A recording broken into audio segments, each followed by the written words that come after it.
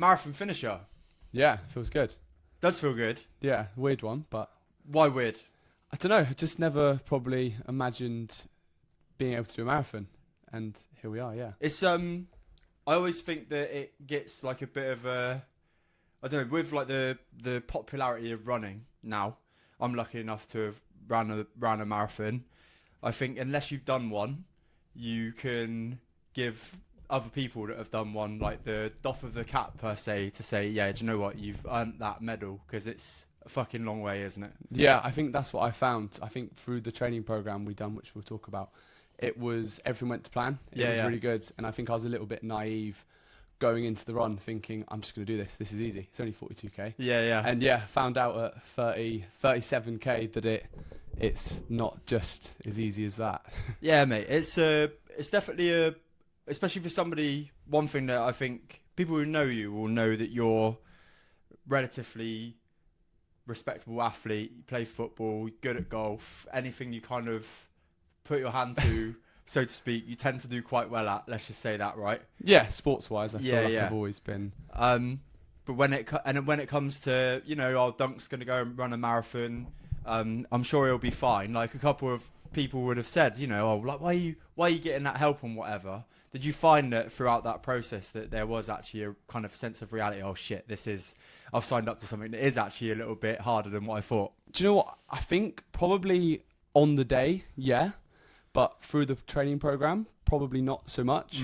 I think like when we were doing the training program, it was every run wasn't easy, but it was like achievable. Yeah. And then on the day, it was like, wow, this is actually a really far distance. And I think going back to probably like when I started running, that I think it was lockdown. Everyone was doing the run 5k, donate 5k. Oh yeah. And that's where it started. And I was like, I could do like 2k. Was absolutely blowing, and it was like, wow, how have I gone from not being able to do 2k to finishing a marathon? 41 or whatever Yeah. it is. Yeah. So this is something that I obviously only hear secondhand from other people. I've only ever known you as, you know, like really good footballer, really fit, plays golf, blah, blah, blah. Hasn't always been like that. At all. Was that a, because obviously Batty talks about you coming back to Yeovil, playing for Barrack, and you could see that on the football pitch you wanted to do things. Yeah. But I mean, yeah, so coming out of uni, like everyone else did, I drank a lot of food and ate a lot of takeaways. Yeah. Got overweight. Like I was still playing football at a half decent level up there, but Yeah. was pretty heavy. And then went to America on the summer after coming back from uni. Told myself I was going to get fit after America, and it kind of just never really happened. So yeah, came back and played for Barrack, and it was one of those, my head knew exactly what I wanted to do, but my body just couldn't. Wasn't allowed like to it was do just so frustrating being on a football pitch. Like I was 2 steps ahead of where I wanted to be, and it was just so frustrating. Yeah. When you were how bigger than what you are now were you? Like was it to an extent where it would affect you like mentally and stuff as well, or I don't probably think it affected me mentally. Yeah. But I think it was that looking in the mirror and having like a little bit of self-doubt, not feeling confident in myself. Maybe like, I think like I said, everyone that knows me probably thinks, oh, he's just confident, he's loud, he's outgoing, he's good in social situations, he's this and that. But actually I think deep down now I've got into a better shape and got myself confident through the running and getting myself fit. It's only now that I probably look back and can reflect on and be like, God, I actually wasn't that happy within myself. Yeah. And what was the turning point then? So you obviously came back from uni, you did that footy, and you were like, shit, I'm too steps behind where I want to be. Do you know what? It was lockdown. Yeah. We I remember I was just at home one day, and I've been friends with Jake Coombs for years, and he dropped me a message saying, I'm doing Westerns next year. Oh yeah. Come and play for me in the reserves. And I remember thinking, God, I struggled in Yeovil Division 1. Like how am I going to go and play for Westerns? Because I'd never been part of Westerns, and I was just seeing it as this, like a good standard of football. Yeah, and so the listeners are aware who aren't from the area. Westerns is a county league side based in Yeovil, right? Yeah.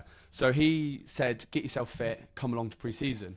So lockdown came. No, sorry, we're in lockdown, and he's messaged me saying, after lockdown, I'm going to do this. So started running in lockdown. Started with 2k, absolutely dying, thinking, God, this is a long road to getting fit. and then just ran. Me and Batty had a real hard lockdown, like once the lockdown had come out and you could do sports with friends, that sort of time. So it was like maybe like the third lockdown or whatever we were in. Yeah. And we got this little pre-season program plan, and we just absolutely smashed it together. Like we were going out doing 10Ks, bit further, like we're just running all the time. Did the pre-season plan, went to Western's pre-season, and we were like right up there in all the running. And it was weird because obviously we're probably very similar stories, me and Batty, with maybe being overweight and going on that journey. So we're like on it at the same time together. Yeah. So yeah, for us to both turn up to the pre-season training and be at the front of it, of all the runs, and feeling like really good, I was like, wow, this is actually next level of feeling football being so easy. Yeah. Lockdown's a funny one, isn't it? Because as much as there was many negatives, like everybody's got like a story, at least one story of a positive that they can take away from it. I actually remember, I remember putting a Strava run out. I'd ran 9 miles, which at the time and I was so buzzing that and little did I know, 5 years down the line, I'd be sort of with those things behind me that you were obviously talking about before the episode. But yeah, it's crazy. There's so much negativity, and I don't look back at those times fondly, but actually there's enough moments in it when I'm like, oh, okay, like there was some good things that happened. Yeah, I think for me, lockdown, I was at home with my parents. It was easy. I could just go out. I worked still, so I was doing like half days. Yeah. Come home, go for a run, sit on PlayStation all evening. Yeah, nice. It was perfect. But I mean, yeah, lockdown for me was probably, we'll get onto it, but before this last 6 months was probably the point of my life, which I was like, this is like the best turning point. Yeah, so it makes you realise what's good for you and what's not. Yeah. Yeah, it's interesting, isn't it? Because you left, obviously environment will always trump, I think. And, university will always bring, if you're already a drinker, and you like the party lifestyle, university will be the environment that will, of course. Yeah, I mean, I look back on it with good memories. Yeah, and exactly. I wouldn't change it for the world, but yeah, it was a interesting time. With the positives of the partying, there was a cost. Yeah, and I think there's such a relevance with what I talk about there, is that you can't have one thing without getting another. Like you can't have a positive charge without getting a negative charge as well. Like everything has a good end and a bad end to it. Yeah, and you had a great time at uni. But paid for it. But then lockdown, bad end was we were all locked fucking in the house for 22 hours a day. But for those other 2 hours of the day, you were out with your mate, like getting really fit. Yeah, exactly that. Yeah, positives. What was it a time where you remember that you started to enjoy running as well? Was there did it unlock something in your head there? I just think the more I done it, the more it became normal. Yeah. I think I'm just so competitive. So the one time I did a 5K, I was like, well, I just got to beat that time. Yeah. And then every time I would go out running, we spoke about this a lot in the program, that it's not about going out to hit a PB every time. But I think what helped me get into running was trying to hit a PB every time. Yeah, I call it. Knowing if I didn't get that, it started with a 5K PB, and I was like, I need to get under 25 minutes. Yeah. And then it was to run a 10K, and then it was like, okay, I need to get a 5 minute a kilometer 10K, and just everything. Yeah, the more I done it, the more I set these little targets of what I wanted to get. So when you go gym, right?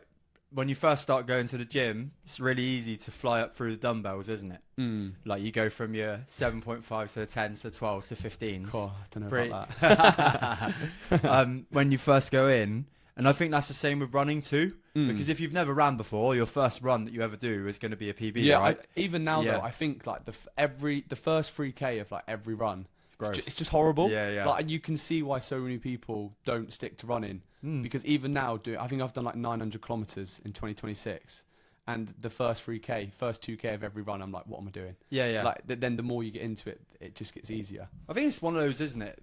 Just a separate sense of running, and you've been doing. I said to you actually 4 weeks into your plan, mate, at some point during this, you're going to be running a half marathon every weekend. Yeah, it was. And you were just 12 weeks in a row. It was stupid. Yeah, the half marathon became, it's just a Saturday morning. Yeah. It's not even far. Just a day out. Yeah. But I do think that there's something within running that actually you kind of enjoy the shit points of the runs, because not the runs, you don't want them, but shit points of the runs you go out on, because they will enable you to enjoy the good times a little bit better. That's kind of the way that I've programmed it. Like if I know that I'm having a bad run, obviously like being a bit more self-aware, and I think running without headphones really helps me with that too, is I can hear it when I'm, or like sense in my own head when I'm being negative on a run, but then I'll know that there's like a moment within the run or like later in the week that will make that negative 15-minute period of your run just so much worth it. Yeah, I think I had that a few times in the training block. Like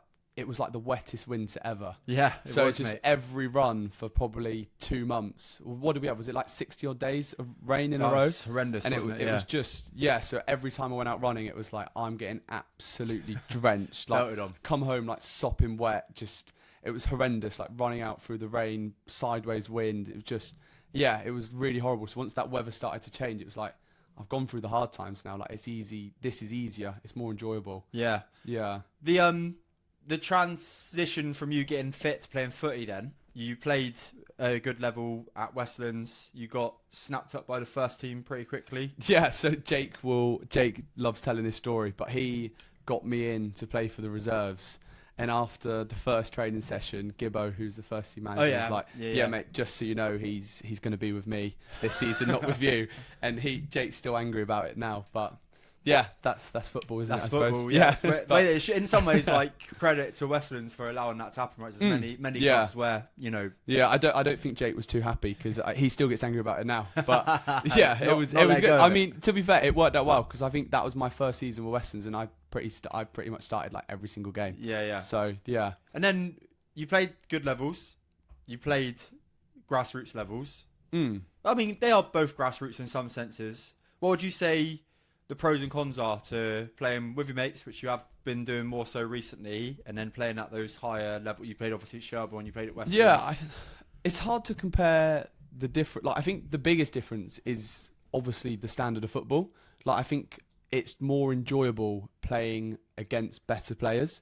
Like it feels a lot more proper, like rewarding. Yeah, rewarding's probably a good word. Like you're going to nicer grounds, you're playing on nicer pitches, you have everything there for you. Whereas in the grassroots, it's like you turn up at Muddy Wreck, there's dog shit on the pitch. You're like, got to wait for the shit to be cleared. Yeah. But I think the one thing I've been lucky with, wherever I've played, I think I've always had mates. Yeah. Like when I went to Sherborne, it was a lot of the college lads that were still there. Like we had a really good college team, so a lot of the lads were still out there then.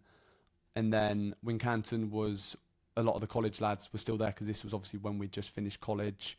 And then Barrack, more recently in the Oval League, it's just all my mates. Yeah. So I think I've kind of, whatever level I've played, it's kind of just been with my friends still, just like different groups of friends. Yeah, I think I said we've been for a walk before the chat, just to warm Dunc up for a conversation.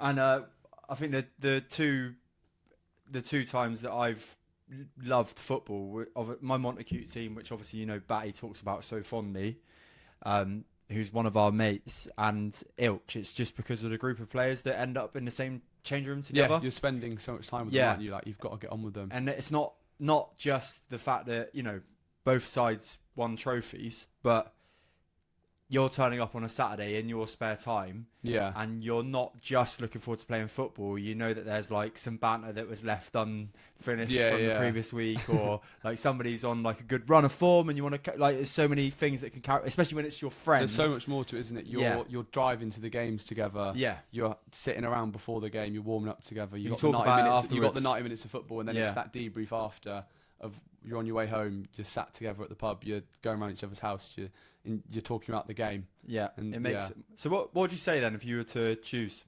Like, is it you get most enjoyment out of? Which one would you say you've got the most? Like, you don't have to answer, but I think I'd love to give you an answer. Yeah. And I think as we were talking about on that walk of what I'm going to do next season football wise, I think if I could give you an answer, it would probably make my decision for next season easier with what I want to do. Like I want to do both. Man's Switzerland. Yeah, I want to do both. Sat in the middle. Yeah. Yeah, I just want to do both. Like I want to play a high level of football and enjoy it, but I also know that I probably get more fun playing with my friends at a lower level or like more grassroots level. What do you think the impact of playing football? Obviously, this is a 100% podcast. We'll talk about mindset and mental health and all those kind of things. Impact of you spending time with your mates or teammates on a Saturday has on you as a person?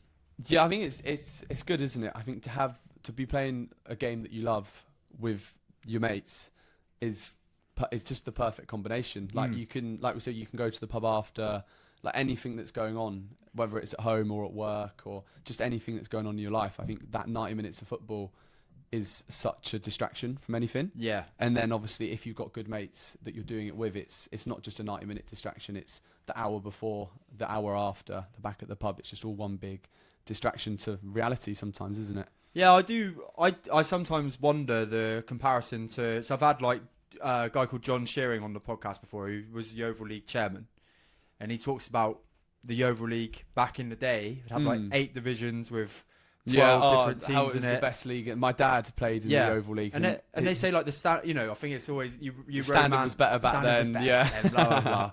Of course it was, Dad. Yeah, literally. But I do think that there must be, not specifically, but there must be a crossover between, you know, there's so much conversation about men's mental health and like how, you know, people lose a little bit of drive in their kind of mid to late 20s into their 30s, to the actual dwindling numbers within not just footy, but you can see like cricket team participation dropping, rugby team participation dropping. Like there's got to be a gap somewhere, and I know you and me don't have the answers to this on the show. Like it's not what we're here to talk about, but I'd just be intrigued to know your perspective. And like I think as well, you and me are similar in the sense that, you know, we do, like it's not life or death for us on a Saturday afternoon. Yeah, I think the likelihood is if I'm that going to do we're it, be, if I'm going to do it, I'm doing it properly. Exactly. Like, hence the marathon and working with you. Like if I want to do something, I just don't want to do it half-assed. I'm going to do everything that I can to get the outcome that I want to get. Yeah, I love that, mate. And so obviously you've gone through that period of being unfit to getting fit. You've played those good levels of football. You've been playing with your mates, and then something triggers in you that you're like, you've got yourself to a good level of fitness. You want to go to a long distance marathon. You probably could have like worked out your way to run the distance, right? 26. Yeah, I think miles. so. I've done. We were saying before that I've done that. The marathon was my 5th running event. So I've done 10k, 2 10ks, 2 half marathons, and during like the last half marathon that I'd done, that was I trained it. I trained myself for it, but with no set plan. Just hit the distance, a few quicker ones, but I never used the slower runs how we've learned. And I think that's probably the biggest thing that I've learned from coming with you, that the benefits of those slow runs actually have. But yeah, I think I probably could have, I definitely could have done it on my own, but I don't think what I've got out of this training plan by working with you, I would have got anywhere near that amount of doing it by myself. I only bought him a water before he came on the show to say that, by the way. But that the point is as well, I'm sure that with anybody, and I'm sure you've had people say, oh, like, why have you done that then? Is that what like, did you, when you spoke to me about it originally, and I was like, yeah, mate, we can have a conversation about getting you on board to do the program to train for the marathon. What doubts did you have about potentially working with me? So I think it's interesting and important for people to know.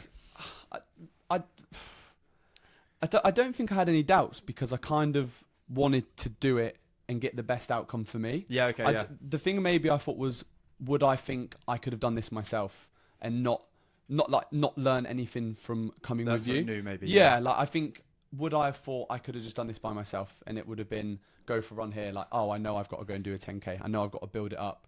But I think, that would probably be the main thing. The doubts that there wasn't really too many. I appreciate that. From talking to you, I think, it started from being at football, wasn't it? And just saying that I'm doing a marathon, and you kind of said to me what you could offer, and it was just one chat, and that was it. It was let's do it. Like I was not even that good at sales, mate. No, Honestly, I'm not even that good at sales. Easily pleased, aren't I? So when you came into the program, what was the things that surprised you the most out of like what you had done previously to? I know you've kind of half alluded to it, but I think it's important for those, especially for those people who. So I call it like there are newbie gains at the start of running. Like I said, like, and you've mentioned, you know, like likelihood is within the first 3 months you can go out and beat your 5k PB repetitively, and then there comes a point where, you know, if you want to dive into the harder challenges and go out for longer runs and beat things like 10ks, half marathons, there is a different kind of training that will come into it.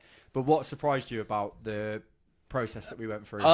Probably the sheer volume of it. Yeah. Like, well, actually, I mean, before we even get started, I give up playing football for Christmas, didn't I? So Was like it- that was. Yeah, and I knew that was tough for you, right? Yeah, that It was like a sacrifice that. Yeah, I mean, I've played football every Saturday since I was 15 years old, men's football, so I was 16 years old. So I think it's all I've known. It's all I've been used to. Like, I've never had a period of time where I haven't played football. So to stop playing after Christmas was, I think I got lucky because of the weather. The first 5 games got called off in January. So I was like, oh, perfect. That's me done with football for a bit. Yeah. So yeah, it was a weird one stepping away from football, but one that I'm glad I did prioritise the running for. And now, like, I can go back and play football next season. So yeah, the analogy that I think I would use for people who don't understand it, it's like putting 100 quid in a savings account for every banked week that we got from the plan, and then risking the point of setting that bank on fire, like playing in a cup final the weekend before the marathon. And risking the fact of setting that money on fire if you were to get injured. Yeah, that's kind of like the way that it's like banking into a system that you might might have some frailties, especially in the Yeovil League as well. Like, there is people that just want to rock up to kick you. So they're letting their stresses out. Yeah, they want to feel better by kicking you because you're going past them all the time. Yeah, and the other thing as well that like we spoke about a lot as we went through, there's a lot of crossover between my coaching. Doesn't matter what program you come in on me with, whether it be for running, whether it be my 100-day program or my 6-month program, but lots of chat around mindset and general lifestyle and well-being as well. You decided to, after a conversation, we just spoke about alcohol, and you wanted to hear about my step away from drinking for 500 days. Yeah. What did you learn from that, and what decision did you come to from that? So yeah, I think for me, like, I've never had a problem with alcohol whatsoever. Yeah. But I'm just such a social binge drinker. Like, if there's people going to the pub and I'm there, I'm staying there all evening. I'm drinking. Like, after football, we'll have a beer. Oh, anyone want to go back to the Bell? Yeah, all right, we'll go to the Bell. And I think it's just been like that for so long. And then it got to Christmas, after Christmas when we first started, and there was a few changes in my life, shall we say. And I ended up going out, like, the whole plan for me was to not drink in this whole program plan, just to be the best I can be. Yeah. And it was a good way of getting out of that rut almost. And yeah, those changes meant that I would get my long run in on a Saturday and I end up in Chicago Rock till 3 a.m. And yeah, our conversation, it got to we had the conversation about it, and I was just like, I can't keep going out on a Saturday night. Yeah. Like, it was the recovery, wasn't it? The recovery was killing me, yeah. So I was, I'd go out on the Saturday night, I'd wake up hanging on a Sunday, miserable on a Monday, miserable on a Tuesday, miserable on a Wednesday, still tired, get back into it on a Thursday, ready to do it all over again the next weekend. And I think, that conversation that we had was just, I think, hearing someone that they can do it, and it's easier than it might first seem. Almost. So then it just got the Sunday hangover. I was like, one Sunday I was just like, I can't do this anymore. Like, I was so depressed, and like the Sunday evening I just sat at home on my own, just literally like dying on the sofa thinking, like, I'm 30 years old, like, what am I doing? Like, this has got to stop. And I think there was just something, I mean, I have quite a strong mindset, so that was it. I was like, I'm not drinking. And that was it. I was just like, and then obviously as the program went on, we just hit 90 days just at the weekend. So yeah, mate. I mean, it's like, first and foremost, obviously from my own experience, I know how difficult it is, because one thing I'll like, if you don't mind talking about it, you had both ends of the spectrums with regards to reactions to you saying, I'm not drinking. You had really positive, like, oh shit, like, I wish I was doing that, to the other, oh, you're fucking boring. Yeah. How did you handle those conversations? I think just realising that if someone thinks it's boring, like, I don't want to be surrounded by those people. Like, luckily I didn't really have that, to be fair. But I think the friends that were like, if you're not drinking, that's fine. Like, you don't have to drink. It makes no difference. And I think that's when you really find out who your friends are, and the people that want to be with you, and the people that, like, I wanted to surround myself with as well. Yeah, it's like, you know, like, the people that will only invite you out for a pint are the ones that are like just sitting sort of moaning into that pint, rather than and they say, like, if you are, I think it's important to say, like, if you are, you didn't have that, to be honest with you. Like, I've not really had any friends be like that at all. But if you are somebody that is you know, you think that you're only getting invited out for a pint to just be somebody's company whilst they moan at you, whilst they're sort of like talking. Then ask them to go for a coffee, and if they don't want to go for a coffee, then you know they're not your mate. Yeah, right? yeah. Like that's like the way. I think like for to me, think about this training program, like I kind of, it wasn't the drinking that changed anything. It was like me changing everything, because where I was running so much on a Saturday, like I didn't go and do these social things, not because I didn't want to, just because I was like, I'm tired. Yeah, like, I wanted to rest, and I kind of.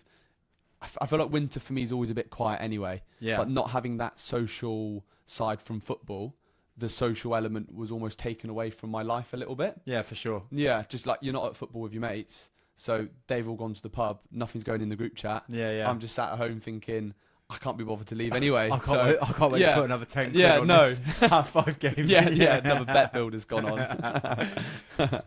One thing that I will say is, obviously, my worry as your coach was that at the start of the program there was so much chat with us two about, you were like, are you not are you sure, but talking about your speeds, and you were questioning the fact of me telling you to run at certain speeds and tempos and over the amount of distance. Yeah. I think that's not only a natural thing, because I know that you're a competitive lad and I know you wanted to do the best you could be. How did you combat that own like self-control of knowing to trust the process rather than going out and smashing it every run, rather than actually just chilling out? I think you gave me a program plan, didn't you? And it was every 4 weeks, and it was just a case of whatever was on that program plan I was going to do. Yeah. So I just put my trust into what you had told me that it would work. And I think after the first, I've really struggled with the slow, easy ones to start with, just because it felt so slow and abnormal for me to be doing that. But after the first few weeks, when we started getting into the tempo stuff, I could feel the difference and the benefits from those easy ones. Yeah. So I think that would probably be why it was easy to stick to it, because I think it was quite quick to see the benefits from the slower runs. I think I can't remember the guy's name, the one that did the world record this year, London Marathon. Do you know the guy I'm on about?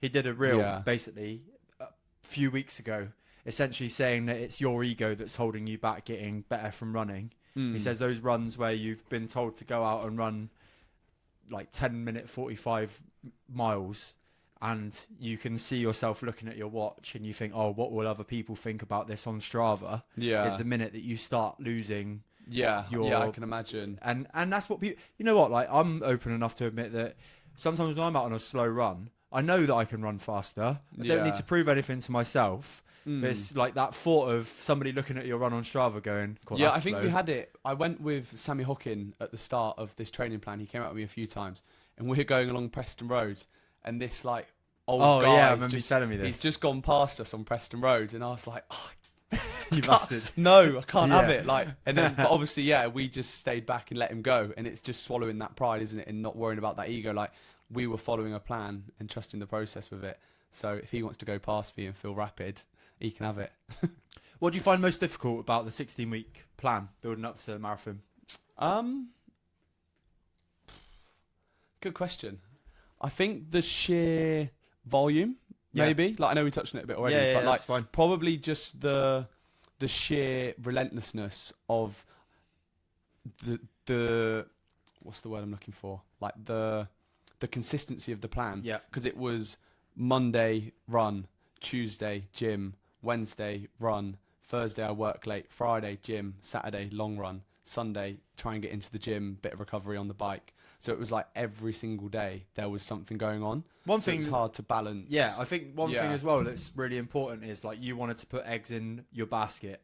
All of them were in that my running basket. This marathon literally became my whole personality for 23 weeks. And you know, somebody could go out and, like you say, train for it unbeknowingly and get themselves to that 26.2 miles distance, but they wouldn't be able to do it in a way that you were conditioned to run at the speed that you ran at for the you dealt with a heat wave. The hottest day in Scottish history. Mate, honestly, I remember I don't mind admitting, like I was in Sunderland for the Chelsea game, and I walked.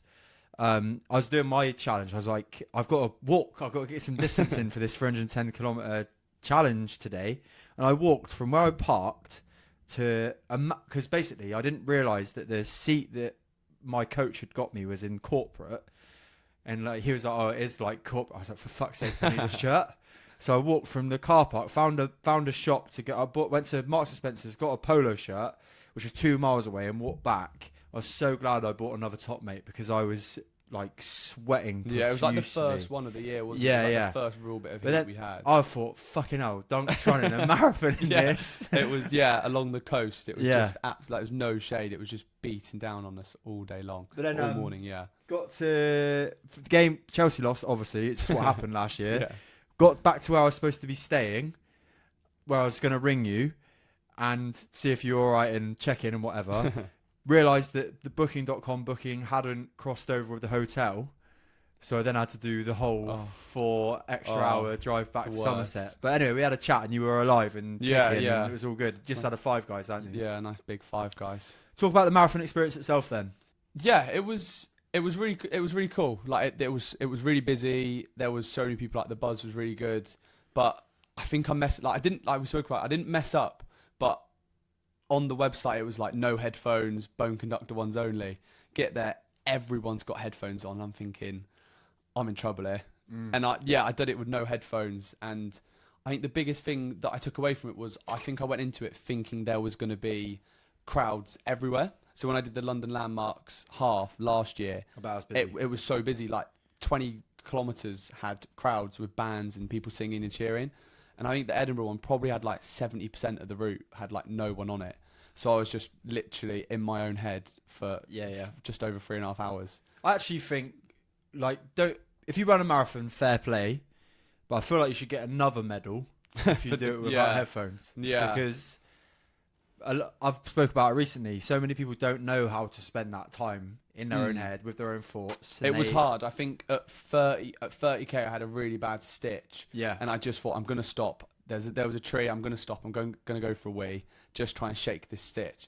And as I set off again, I was like, oh my God, like how am I going to go again? Yeah. Like, it was crazy. So to have no music and just be in my own head, I think I probably went to arguably one of the like hardest places I've been mentally. Yeah. Just to knowing that I had 12 more K to go, feeling like my body was like ready to stop. You did have like a little niggle on the day as well, didn't you? That handle. Yeah, I think something happened with my foot. Ended up in A&E after, but luckily it was just a ligament strain or something. So it was nothing too bad. Overuse injury. I reckon, yeah, I think it was. Yeah, it came about 35k, and I was hobbling. But I managed to do 28,000 steps the day after, walking around Edinburgh hobbling. So it's there's also a possibility that because it was hotter, I think I mentioned this on the phone. Yeah. When we on the drive back, but because it was hotter, your feet would have swelled maybe a little bit more and had an impact. But I don't think you'll ever know. But all that matters, mate, is that you do know that you got that medal around your neck. Yeah. Final one as well is the first time you ever carb loaded properly. Oh, honestly, like the craziest experience ever carb loading. Like how I've managed to eat 600 grams of carbs a day for like 4 days. Yeah. Like, I never want to see a bowl of Rice Krispies or a bagel ever again. That's that's like the easiest thing to go I think the to. night before the marathon, because I was staying in an Airbnb, so I literally went and got 2 packets of plain microwavable rice and a stick of garlic bread and a pint of electrolytes. It was just like the most depressing meal you could ever see. I remember the guy. So I was lucky enough to have Paula Radcliffe's old coach was the guy that did the Buxton with Mind when I ran the marathon, and his like pre-meal was 2 slices of white toast with just like plain or with jam maybe, and a bowl of white rice with honey on. Yeah. And I was just like, I ain't fucking doing that. No, I mean, I wish I could have done something a bit more exciting, yeah. But obviously in the Airbnb it was difficult. Yeah, mate, for sure. Yeah, making it work with what we had. So obviously flipping it to, we did work together for 16 weeks. What did you find the best about, or the best experience with working with not just me, but our coach, having a coach support you on the way? Yeah. But then what was it about me that made us to work together really well? I think between me and you, like, I think we're very similar in terms of how we live our lives and how we want to be. Like, we're both very football focused, gym focused, keeping fit. So I think we've become really good friends. Yeah. More so than anything It's throughout been this a program. nice experience. Yeah. So I've obviously known you before this started, but I probably, if I walked past you before, it wouldn't even have been a hello. Like, I didn't really, I knew of you rather than who you were. But yeah, I think we've just become really good friends. So I think it made it easy to just drop you a message whenever I wanted, whether it was about the stuff that was going on in my life at the start of the year, or whether it was about whatever run I needed to do, or just, I think whatever question I needed to ask you, I just never felt like I was being a burden to asking you questions. Yeah. Like there wasn't enough questions that you would have been like, that's enough now. Like, you never made me feel like that anyway. Yeah. No, I think, like, I think one thing that I'll always say as well is that when you commit to do something like that, like, I don't mind admitting this from the backseat of a coach's perspective as well, you can only give back what a client gives to you. Yeah. So, for example, like, if you are a client to somebody right now and you're only dealing with them is when something's going wrong, or you've got your like weekly check-in with them, like, your coach can only give you back what you're giving. Does that make sense? Yeah, got you. Whereas you were like, you wanted to know everything. Yeah, and obviously there's like a structure that I can give you. Yeah. There's like a plan that I can give you, and I can talk to you about nutrition. I can talk, like, one of the key things that I said to you from like day dot was like, I know you take your training and whatever seriously, but like, I want us to treat you like you are a professional athlete now for the next 16 weeks. Yeah, I think that was really good because I think that's what made me really lock in to kind of not believing that, but like almost believing that that's what we were and what I was for that period of time. And I think, like, no matter what you do, whether you're a powerlifting coach, you're a body aesthetics coach, you're a bodybuilder coach, or like lifestyle coach, whatever it may be, every coach has it's just a bit of a tangent for the pod now, but every coach has their modules, and they got their routines, and like, so mine would be, I set up your plan, we check in on a Monday, I like check in if you've got any issues, we talk about your injuries and all of those like athlete questions that we speak about on a Monday. But if you're giving like one word answers, your response back from the coach is going to be limited, right? Yeah. Whereas yours were like, and not the only person that's ever done with me, but you allowed yourself to be coached, which then made your coach deliver the best that they could. Yeah, I think the more I gave you, the more it gave you to work with to give me more back. For sure. And I think another big thing from coming with you was just that pure accountability. Yeah. And showing up. Like, it was wet. The winter was horrible. Yeah. And I cannot tell you how many times I looked at my plan. I'm driving home from work. It's chucking down with rain. And I'm like, I've got 10K. I've got 15K to go and do. And it's absolutely pissing it down. Like, if we were saying earlier, if I was not following a plan, I'm not going. Like, I'm just not going out for the run. I might go and do 5K, or I might not do it at all. Yeah. But having a program plan that I had to follow, I felt really guilty, and I was going to never finish the marathon if I missed a single bit of detail from that plan. So I think the accountability of having you checking in with me saying, did you do that one? That I didn't want to turn around and be like, no, I didn't run on Monday. Sorry, I was busy. Like, that just wasn't an option of what I wanted to do. And I think, like, there's, again, not to put anybody off, but not as it would, but there are Dunc and I would have sat down at the start of this program, and I asked you outrightly, how many days do you want to train? Yeah. And you were like, this is my normal routine. Yeah. So it's quite easy for me to go, okay, we'll ditch this, we'll drop football after the first 4 weeks. Yeah, it was optional, wasn't it? I think, but I was seeing James Millard as well, and he said exactly the same thing as you. Like, I think you should stop playing football after Christmas. Especially with how serious you were taking it. Yeah. But, yeah. And then final question, mate, for today. Well, final one related to the coaching. Somebody sat on the fence. They're thinking about, I think Harry's expertise with this and his mindset stuff and whatever lifestyle stuff's going to help me get better or help me achieve. And they just sat on the fence. What are you going to tell them to make them sign up to my program? Yeah, I'd say like it's 100% worth it. Like, for me, it was. Excuse the pun. Yeah, it was just, I think for me, everything I've got out of it, it isn't just what I've got out of it from being able to run a marathon. Like, I feel like my whole structure of my life has changed, and the way I want to live my life is so different now to what it was before. Unreal. Yeah. Thanks, I guess mate. that is. I've got one more thing as well. Go on. One of the things that I talk about, this has just popped into my head. We need to talk about it. One of the things I speak about so wholeheartedly, and I fully believe, is that if you want to make an aesthetic change or like you want to change your body, one of the worst things you can do is solely put your whole focus into like a six pack or the scales or whatever it may I be. think that's something I've probably been guilty of as well. Like all the time, like I'm going to start on Monday. I'm going to get into the gym. I'm going to do it on Monday. And it's just never sticks. Like it never has. Like for years, I've got probably 100 photos of me looking severely fat and overweight on my hidden photos album from my before photos. And there just isn't an after photo. But obviously now I've been locked in for 23 weeks. Yeah. And there's finally like a half decent after photo. A knock-on effect to committing to another goal. To sticking to the running and the gym and all of it coming together is what got the end goal rather than thinking I want to look good. It just kind of came without actually trying to look good. I'm real, mate. Final one, traditional for the podcast, may put you on the spot a little bit here. I want to know what the greatest bit of advice you've ever been given is. Do you know what? I've listened to a fair few of your podcasts and every single time I've been like, I have no idea. Genuine. I genuinely have no idea All right, what then. advice I like to someone's flip given me. it to this one. If you were to speak to 18-year-old Dunc now, what lesson would you give him? Oh, I think if I was to get locked in like I did now at 18, it would be a completely different story. But I think it's a hard one because... So what would you tell him? It's a hard one, isn't it? Because I enjoyed going out at uni and doing all those experiences, and I don't think I'd change that for the world. But I'd also tell him, like, do it sooner. Like, it shouldn't have taken me to get to, like, 29 to grow up and want to change that mindset. So I think the one thing I would say is, like, just... I'd never imagined that I would have done a marathon at that age. So I think just to get locked in a bit sooner and know that the process is so worth it of making that change.